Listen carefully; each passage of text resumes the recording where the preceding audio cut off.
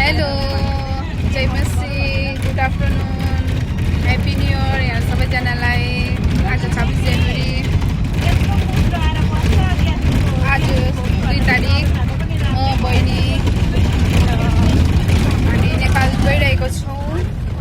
नेपाल कहाँ भन्दाखेरि चाहिँ मेरो छेमाको घरमा गइरहेको छु साइली छेमाको घरमा हामी फर्स्ट बार जाँदैछौँ है अन्त अब त्यहाँ के कस्तो हुन्छ हामी तपाईँलाई देखाउँदैछौँ अन्त म र बहिनी जाँदैछु अन्त दुईजना म मात्रै जाँदैछु फर्स्ट टाइम जाँदैछु के कस्तो हुन्छ तपाईँहरूलाई देखाउने छु अन्त हामी चाहिँ बिहानै निस्केको थियो होइन यति साह्रो गरम भयो अहिले चाहिँ त्यहाँ चाहिँ मर्निङमा चाहिँ गाडै हुन्छ नि त सिलगढीमा अन्त अहिले चाहिँ आफ्टरनुन भइसक्यो हामी सपिङ गर्दा के गर्दा अन्त अहिले चाहिँ हामी बसमा छौँ तपाईँलाई देखाउँदैछौँ हेलो अहिले चाहिँ हामी छेमाको घरमा आएको छौँ अनि यहाँ चाहिँ मेरो छेमा हुनुहुन्छ मेरो साइली छेमा हुनुहुन्छ उहाँ चाहिँ बुधबारे के भन्छ छेमा यो जग्गालाई बुधबारेमा हुनुहुन्छ छेमा चाहिँ अन्त म चाहिँ फर्स्टपल्ट यहाँ आएको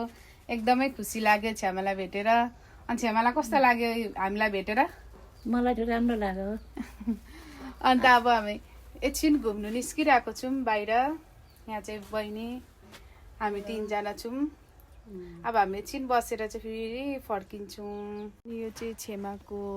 घरको दृश्य हो अनि यो चाहिँ यहाँको रुखपातहरू पुरा छ अनि यहाँ चाहिँ छेमाको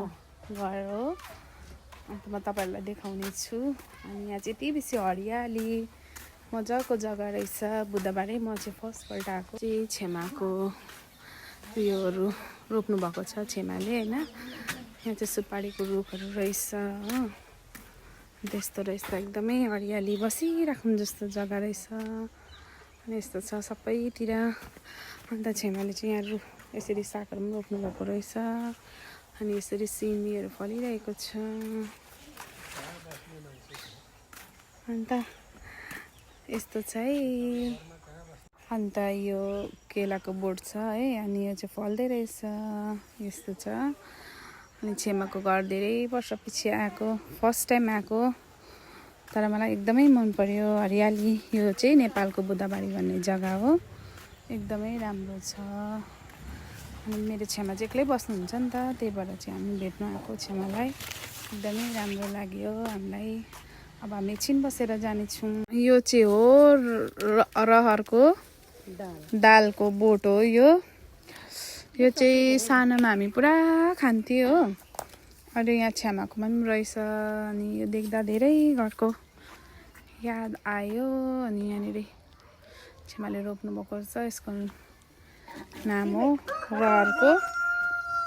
दाल अरहरको दाल भन्छ यसलाई चाहिँ हिन्दीमा चाहिँ यो चाहिँ न त रहरको दाल रोप्नु भएको छ छेमाले निकै यस्तो छ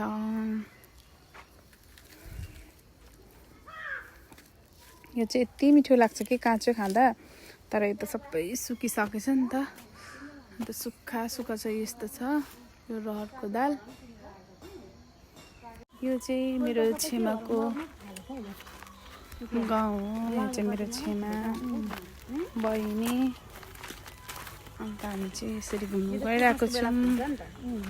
यस्तो रहेछ रमाइलो लाग्ने गाउँ रहेछ अन्त हामी चाहिँ एकछिन यहाँ बसेर फेरि सिलगढी फर्किन्छौँ यस्तो रहेछ चाहिँ अब बगान घुम्नु गएको छेमासँग बुधबारे बगान कस्तो छ कुनै हामी फाइनली बगानमा आइपुग्यौँ